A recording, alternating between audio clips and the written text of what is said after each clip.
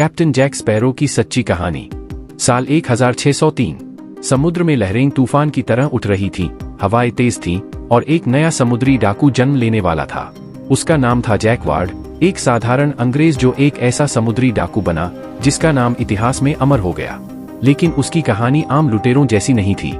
यह कहानी है एक साधारण नाविक के खतरनाक समुद्री डाकू बनने की और उसके जीवन के उस मोड़ की जिसने पूरी दुनिया को चौंका दिया।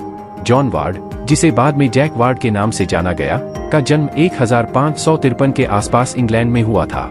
वह एक साधारण मछुआरे के रूप में बड़ा हुआ, लेकिन किस्मत ने उसके लिए कुछ और ही सोच रखा था। 16वीं शताब्दी के अंत में इंग्लैंड और स्पेन के बीच जंग छिड़ी हुई थी। वार्ड जैसे कई नाविक अंग्रेजी जहाजों में शामिल हो गए जो स्पेनिश जहाजों पर हमला कर रहे थे। यह कानूनी समुद्री डकैती थी, जिसे प्राइवेटियरिंग कहा जाता था। लेकिन 1604 में जब इंग्लैंड और स्पेन के बीच शांति संधि हुई, तब इन नाविकों के पास कोई काम नहीं बचा। उनकी जिंदगी अधर में लटक गई। जैक वार्ड और उसके साथियों ने एक खतरनाक फैसला किया। उन्होंने पोर्ट्समाउथ हार्बर से एक जहाज चुरा लिया। अब वे कानूनी प्राइवेटियर नहीं, बल्कि असली समुद्री डाकू बन चुके थे। जैक वार्ड और उसके आदमी दक्षिण की ओर बढ़ने लगे, जहाजों को लूटने लगे और जल्द ही वे पूरे भूमध्य सागर में कुख्यात हो गए। वार्ड बेहद चतुर था। उसने अपनी शक्ति बढ़ाने के लिए कई जहाजों को अपने बेड़े में शामिल कर लिया। कुछ ही समय में वह भूमध्य सागर का सबसे ताकतवर समुद्री डाकू बन गया था। लेकिन जैक वार्ड बाकी समुद्री डाकुओं से अलग था।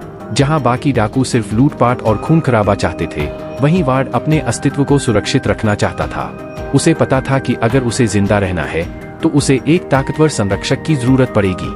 और 1605 में उसने एक ऐसा कदम उठाया जिसने पूरे ईसाई जगत को हिलाकर रख दिया। वार्ड ने इस्लाम कबूल कर लिया, अपना नाम यूसुफ रईस रख लिया और ओटोमन साम्राज्य के संरक्षण में एक ताकतवर नौसैनिक कमांडर बन गया। यह एक ऐसी घटना थी जो पूरी ईसाई दुनिया के लिए किसी सदमे से कम नहीं थी। एक अंग्रेज समुद्री डाकू जिसने न सिर्फ धर्म बदला, बल्कि पूरी तरह से एक नई जिंदगी अपना ली। यूरोप में इस खबर से हड़कंप मच गया। जैक वार्ड को एक गद्दार और राक्षस के रूप में पेश किया जाने लगा। उस पर नाटक लिखे गए, गाने बनाए गए और उसे ईसाई धर्म का सबसे बड़ा दुष्ट घोषित कर दिया गया। लेकिन जैक वार्ड को इससे कोई फर्क नहीं पड़ा।